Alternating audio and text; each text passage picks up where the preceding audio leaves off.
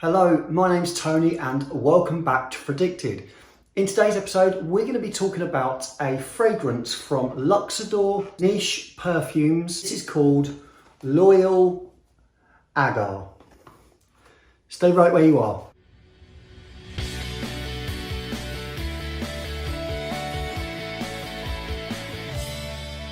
So Luxodor kindly reached out over on my Instagram page and asked if I would be happy to do a review on one of their fragrances.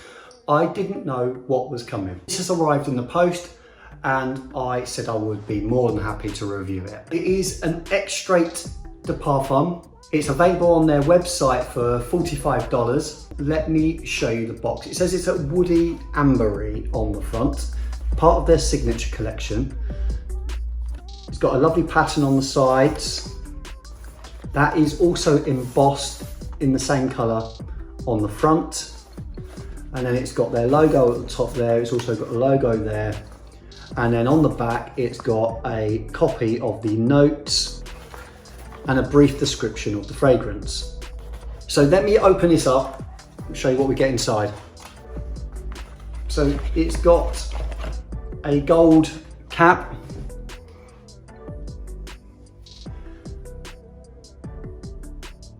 You can see it's got a lovely pattern which is matching to the side of the box, sort of etched into the glass. The lid is magnetic, so a little turn off and back on again. So as you can see, beautiful bottle, beautiful blue colour, and the atomizer is very good. When I first sprayed this, I knew it was familiar immediately and it smells really, really good. But firstly, let me run through the notes with you. So in the top, we have lavender and bergamot. In the middle, we have patchouli and dry amber. And in the base, we have vanilla, tobacco and tonka bean. So it has got slightly different notes to the fragrance that it is definitely an interpretation of. So this is inspired by Layton, which actually is one of my favourite Parfums de Marly fragrances. It smells very, very good. It is a very, I think, entry-level niche fragrance that smells good. You're not going to offend anybody. It gets compliments. It's a good smelling fragrance. And I've smelt some really good inspired by versions of that too. Is this any better? Well, who am I to judge that? But what I can do is tell you what it smells like. It opens up and it's got that unmistakable Layton DNA. It's got that apple. I don't get any mandarin, but it has got that vanilla-y, woody apple smell to it. When you very first spray it, you get a tiny, tiny hint of an alcohol blast. That disappears very, very quickly. Within a couple of seconds, that's gone.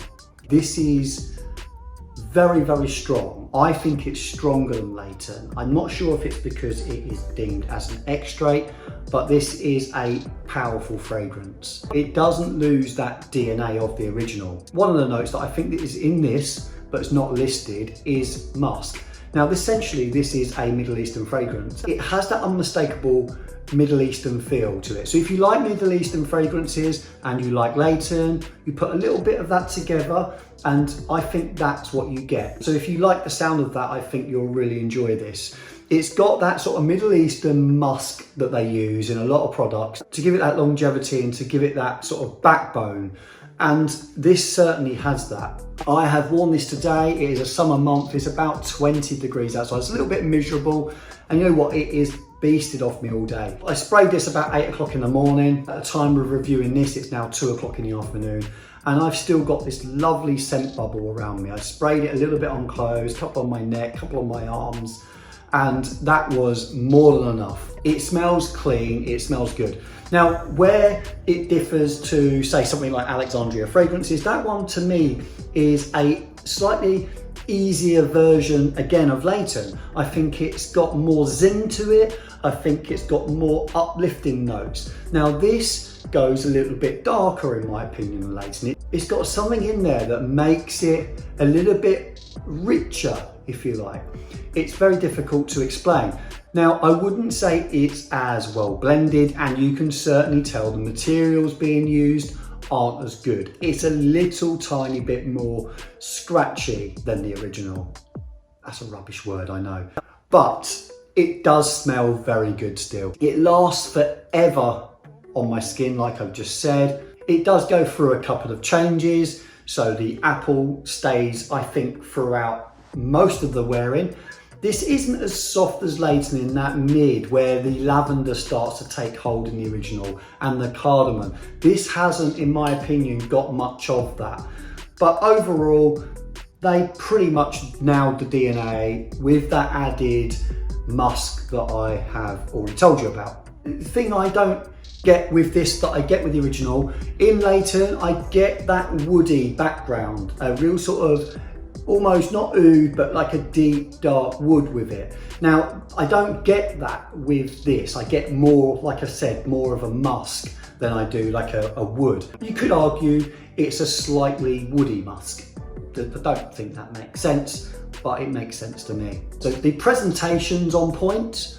The fragrance smells great, and I'm certainly very happy with it. I'm very intrigued as to what else Luxodor do, because this is good.